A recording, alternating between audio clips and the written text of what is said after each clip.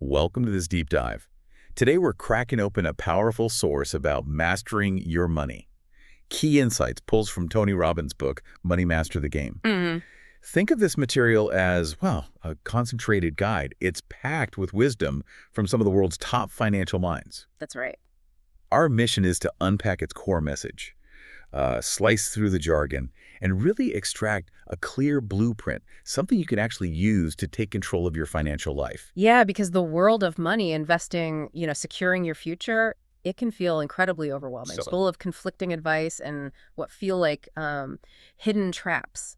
So we're going to explore the challenges this source identifies, why maybe traditional approaches aren't serving people well today, and importantly, what strategies the real masters use. absolutely. We'll look at everything from the sneaky ways our own brains work against us Yeah. to the absolute necessity of fighting fees, building automated systems that work while you sleep, and even how legendary investors think about risk and opportunity. Hmm. By the end, you should have a much clearer picture of how to start building your own path towards financial security and, well, beyond. Okay. So let's jump right in by looking at the landscape this material describes.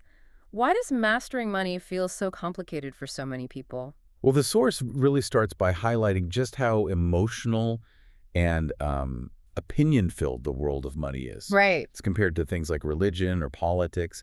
Everyone seems to have a tip, but often without a proven track record. Yeah. It points out that there are a lot of experts who talks the talk, but haven't actually walks the walk when it comes to building real wealth themselves. That really speaks to a core challenge: information overload and, frankly, a lack of trust. Mm-hmm. The material notes that beliefs around money are super intense, especially you see it online. The crucial first step is learning how to separate those who have genuine results from those just promoting, well, unproven theories. And there's a historical angle too, isn't there? The source mentions the whole concept of retirement as we know it. Yeah. It's relatively new. That's a great point. Yeah, it's really only been a reality for maybe a generation or two. Before that, people generally just worked until they couldn't anymore. Exactly. And today, the fears are very real for many. This material cites research showing the #1 fear for baby boomers was outliving their savings even more than death itself. Wow. Yeah, and there's that stark statistic mentioned, a study suggesting 75% of Americans might expect their assets to, well, run out before they die. 75%. And things like Social Security, while helpful, they aren't projected to be enough for a reasonable standard of living in most major cities globally. So these common tools like 401ks are widespread. But this source gives a pretty strong warning. It says they can be bad, even disastrous, if you're stuck in the high-fee plans. Which are unfortunately very common, yeah. Right. And it's not just the external system. Our own psychology is a massive factor. The material uses optical illusions as a great analogy. I remember that part. Yeah, showing how our intuition, which is usually helpful, can consistently trick us in predictable ways. If we make simple mistakes with something like vision, imagine how much more susceptible we are with complex financial decisions. Makes sense. Science is showing we're not always as in control of our decisions as we like to think. This idea of complexity working against us is really key, isn't it? Yeah. The source gives that powerful example, the DMV organ donation forms. Oh yeah, the opt-in versus opt-out. Exactly. A seemingly small change in wording created enormous differences in participation rates. Why? Because, as the material puts it, nobody likes to check boxes. Huh. It's true. Complexity is the absolute enemy of execution. If it's hard, we just don't do it. Right. So the goal, according to this material, is to cut through that complexity, wake people up to these challenges, and provide knowledge and tools in a way that isn't too complicated, hard, or time-intensive. Okay, let's unpack how it proposes doing that then. It lays out this path described as a 7 simple steps blueprint. 7 steps. Okay. The idea is to help you figure out exactly where you are financially right now, and then give you the tools to close the gap to where you want to be. It's framed as arming you for your financial life, starting today. And it's not just theory, right? It's meant to be actionable. Very much so. The material even mentions a free smartphone app associated with the book to guide you through the steps, track your progress, and offer support along the way. Okay, let's look at some of those initial steps. Step 1 sounds like it's about getting your bearings. Psychology of wealth, deciding to be an owner. Precisely.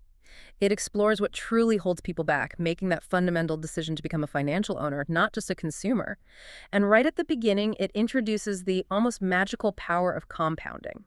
Compounding. The eighth wonder, supposedly. It kind of is. Step one is fundamental. It's about activating a system by simply deciding on a percentage of your income, any amount, to start to save and invest before you spend it. Automating it. Yes, automating it is key. The miracle of compounding means your money starts working for you, building this automated money machine that generates income over time. It potentially allows you to become financially independent even if you never earn a massive salary. The source gives some really inspiring examples of this, too, like Theodore Johnson, the UPS employee. Yeah, amazing story. Never made more than $14,000 a year, but he consistently saved 20% of every paycheck and bonus into company stock and built significant wealth over his career. 20%, that's discipline. It is. And think about Sir John Templeton. He invested a modest $10,000 during World War II into nearly bankrupt companies. When everyone else was running scared. Exactly. He had the foresight to understand that night is not forever, that financial winter is just a season. That investment exploded after the war. Incredible. And it also mentions Chuck Feeney, the billionaire who gave most of it away. Right. Lived incredibly, flew coach, wore a plastic watch, didn't own a car or home for much of his life. It really makes you think about what money truly means at the highest levels. So the core takeaway for step one is earn more, spend less, and automate it. That's the mantra. Simple, powerful. Think of that savings percentage not as a sacrifice, but as a crucial tax you get to pay to your future self and your family. Automating it just ensures it happens consistently. Before you can miss it. Exactly. Okay, so once you've got that system activated, step two is framed as becoming the insider, knowing the rules before you play the game. Precisely. This involves understanding and avoiding what the material calls marketing myths or, investment lies designed whether intentionally or not to separate you from your money. And this is where it gets into the fees, right?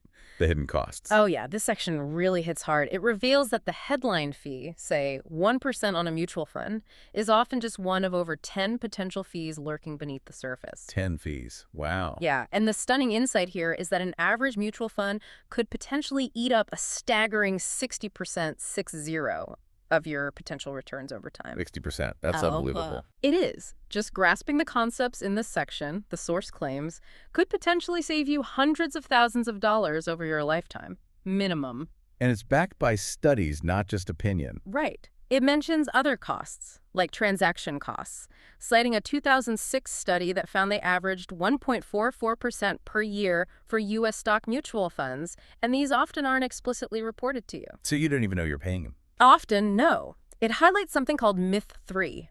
Our returns, what you see is what you get. According to the source, this is fundamentally false. How so? Well, the returns funds report aren't necessarily what investors actually receive, partly due to complex things like time-weighted versus dollar-weighted returns, basically, how the timing of money going in and out affects the real-world results for an individual. Okay, that's getting technical, but the point is the advertised number isn't the whole story. Not even close sometimes. The source using that analogy of a Charles Schwab lipstick on a pig ad from 2002 to show how numbers can be legally presented in, let's say, a flattering light. This section also makes a really critical distinction. Brokers versus fiduciaries. Can you break that down? This is huge. A broker typically works for a company and is not legally required to act in your best interests. Not legally required. Well, their business framework often rewards them for selling certain products that are profitable for the firm. Now, they might sincerely believe they're helping you, but their incentives can be seriously misaligned with yours. Okay, so what's a fiduciary then? A fiduciary is legally bound, that's the key, legally bound to act solely in your best interests. Ah, okay. Big difference. Massive. Yeah. The material stresses that aligning yourself with a fiduciary, specifically an independent registered investment advisor, or RIA, is perhaps the single most crucial step you can take here. And how are they paid differently? RIAs are usually compensated based on a percentage of the assets they manage for you, not commissions on products they sell. This helps ensure their advice is genuinely conflict-free. Got it. So the source encourages you to ask your advisor directly, are you a fiduciary? Absolutely. And it points out there are over 200 different financial advisor designations out there, many just window dressing, without that fiduciary duty. You need to find directories of fee-based advisors who are fiduciaries. And this ties back to 401ks as well. Definitely. You need to know the total cost in your 401k. Yeah. That's the fund fees plus the plan administration fees, which can average around 1.3% to 1.5% annually. Which adds up significantly. Hugely.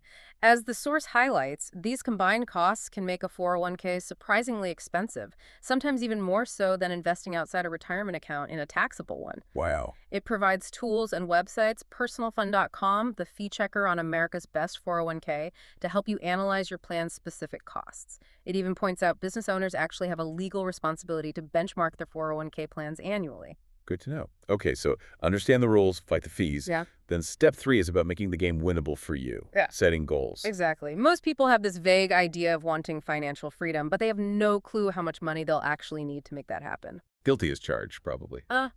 Most of us are. So the source provides a framework to define different levels: financial security, then financial independence, and finally, absolute financial freedom. Concrete targets. And it helps you calculate the number, the critical mass. Yeah, based on your desired annual expenses.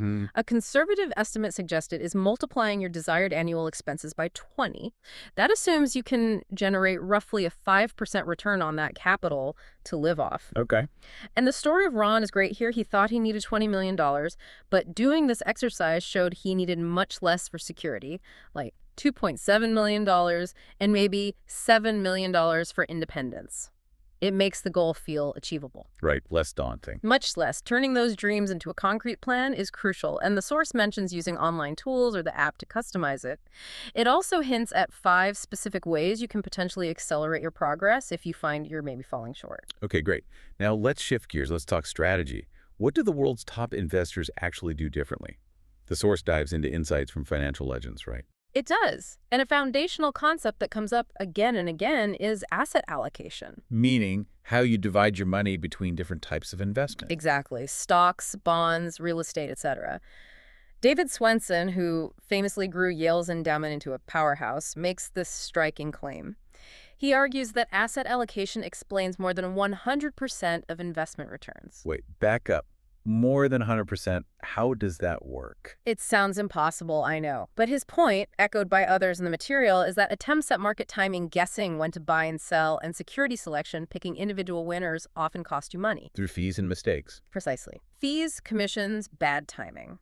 So, starting with the right mix of investments across different asset classes is argued to be the most powerful driver of long-term success, outweighing the negative impact of trying to be too clever. Okay, that makes more sense. So Swensen outlines 3 tools: allocation, timing, selection, and says focus on allocation.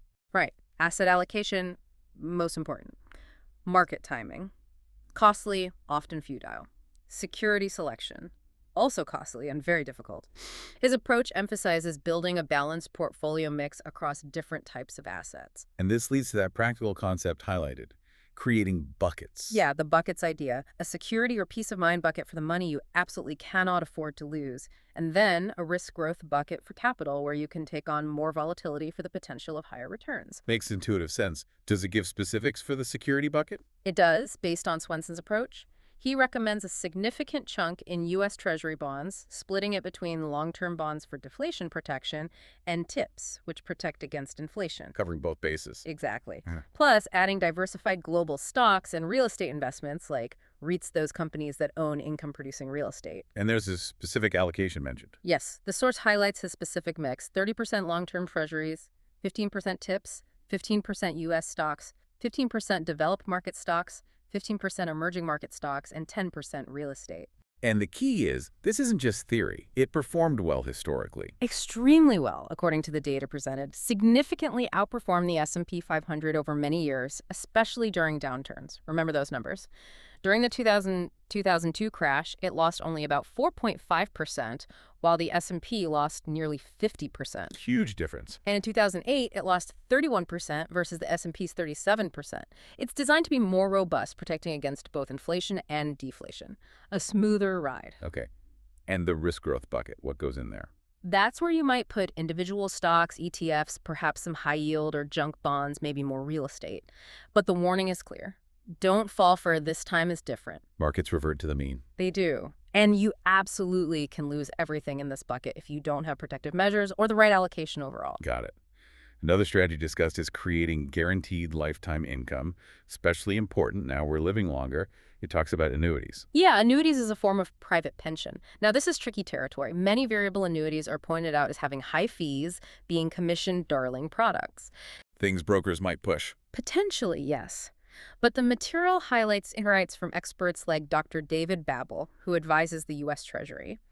He apparently used a series of guaranteed income annuities for part of his own retirement to lock in income, deliberately avoiding market swings in 2000 and 2008. So it's not saying all annuities are bad, but some specific types might be useful. That's the idea. The goal is to find the select, safe, affordable types that some experts apparently call a holy grail for retirement income. They can offer guaranteed income for life, maybe principal protection, potentially even allowing some growth within that secure framework. Interesting. Okay, then there's a section on invest, like the 0.001%, pulling back the curtain on billionaires. Yeah, this is fascinating. Insights from legends like Carl Icahn, Ray Dalio, Paul Tudor Jones, Jack Bogle, Charles Schwab, Sir John Templeton again, J. Kyle Bass, Mark Faber. Go out a list. What are some highlights? Icahn? Carl Icahn, the activist investor, sometimes called the most feared man on Wall Street.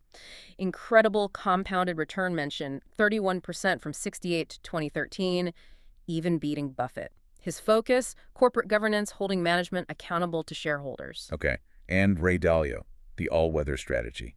Dalio's approach is brilliant in its concept. The all-weather portfolio is specifically designed to perform reasonably well no matter what the economy is doing: inflation, deflation, growth, recession. How did it do historically? The back testing showed impressive results. Nearly 10% annualized returns after fees from 84 to 2013, made money 86% of the time, and crucially, had tiny losses in bad years, like only down 3.93% in 2008 when the market crashed. Wow. So it's about consistency, not massive gains. Exactly. A smooth ride, consistent protected growth, not flashy but effective. And Paul Tudor Jones, the guy with 28 winning years straight. Incredible record. He shares his core risk metric, the 200-day moving average. If an asset drops below it, he gets out. Period. Protect capital first. Simple but powerful. He says the whole trick is, how do I keep from losing everything? And he believes you only need to be right maybe 1 out of 5 times if your risk control is that good. Such a different perspective. Totally. And Jack Bogle, founder of Vanguard. Bogle is hailed as a hero for the individual investor. He pioneered low-cost index funds. His core idea, investors as a group re the market, trying to beat it consistently, especially after high fees, is mostly a losing game. Fees again. Always fees. He shows how just 2% in annual fees can destroy your long-term returns, turning $30 into just $10 over 50 years. And Buffett endorses this strategy. He does. For his own family trust, he recommends 10% short-term bonds and 90% in a low-cost S&P 500 index fund. He predicts it'll beat most high-fee managers. He even made that million-dollar bet that hedge funds couldn't beat the S&P over 10 years. He won that bet, didn't he? He did. What about Kyle Bass, the housing bubble guy? Bass looks for riskless return, or asymmetric bets, small risk, huge potential reward, like buying nickels when the metal was worth more than 5 cents. He also noted how unprepared Wall Street was for housing prices not rising in 2006. And Mark Faber, Dr. Doom. Faber is the contrarian buy when there's blood in the streets. Looks to Asia, critical of money printing, likes gold as a hedge, thinks high-end real estate is bubbly. A common thread among these masters seems to be contribution, giving back. Yes, that comes through strongly. The source emphasizes that true, lasting meaning often comes from giving, not just getting. It highlights that Churchill quote, "We make a living by what we get. We make a life by what we give."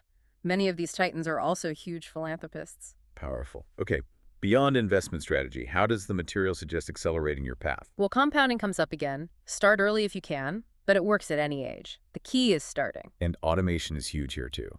Absolutely critical. Automate your savings. That Save More Tomorrow plan is mentioned. Commit a percentage of future raises automatically. You don't miss what you never got used to having. Smart.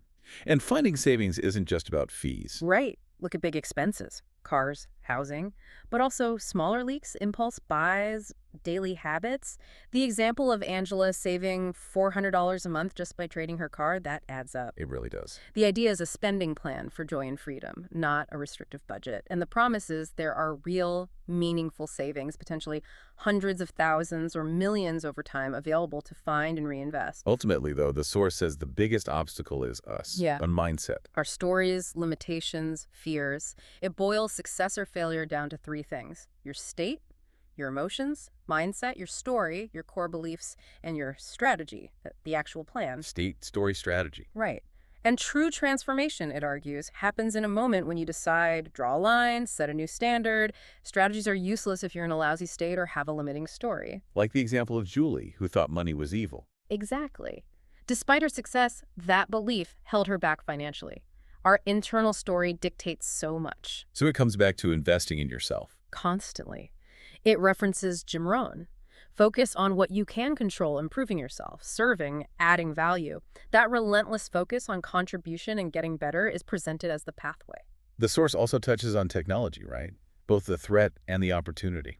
Yeah, it acknowledges the disruption nearly half of U.S. jobs potentially automatable, but it frames technology primarily as a resource-liberating mechanism. Like the ladder and the orange tree analogy. Exactly. It helps solve scarcity. Think clean water tech like the slingshot, or food tech like vertical farming, even in vitro meat. So technology could actually make a great life cheaper in the future. That's the potential. Decreasing costs, expanding capacity. It empowers individuals too, like the kid who designed and shared a robotic hand open source. Anyone with internet can be a creator now. Finally, what about money and happiness? Can it buy it? Well, the old saying is no, but recent studies cited suggest money can increase happiness, but it's how you spend it. Even small amounts, like $5 a day spent on others or experiences, can make a difference. Interesting. And the reminder about not being the richest person in the graveyard. Crucial point. That image of the physically suffering billionaire at Cirque du Soleil. Wealth is pointless if you haven't mastered health, relationships, purpose. You need the whole picture to enjoy it. So cultivating gratitude is important. Hugely important. Presented as a powerful daily practice, even just 10 minutes to help eliminate negative states like anger and fear, it fundamentally improves your state. And it all circles back to contribution. Seems to be the ultimate message. Adding value for others brings abundance, not just financially, but in life. The more you give, the more life gives you. Wow. We have covered a lot of ground in this deep dive. We really have. From, understanding the traps in the system in our own minds to embracing simple principles like compounding and automation. Exploring strategic allocation like Dalio's all-weather or Swenson's approach. Learning why fighting fees like Bogle is absolutely non-negotiable. And ultimately realizing the critical role of your own mindset, your story, and that focus on contribution. Yeah, this material provides a really comprehensive look, a blueprint filled with powerful strategies and genuinely inspiring examples from people who have truly mastered the game. It's a strong call to action, isn't it? Take control, simplify, automate. Focus on what truly matters. It really challenges you to think about the conventional wisdom we often just accept about money and investing. And ask, is it really serving me or is it holding me back? Exactly. It pushes you to look beyond the surface, to the underlying systems, the biases, the proven principles that actually work. So here's a final thought then, for you to consider as you reflect on all this. If gaining financial freedom can empower you to make a greater contribution, and if true meaning comes from what you give, what is the one small automated financial step you could commit to taking today, right now, to start building the abundance needed for you to live a life of even greater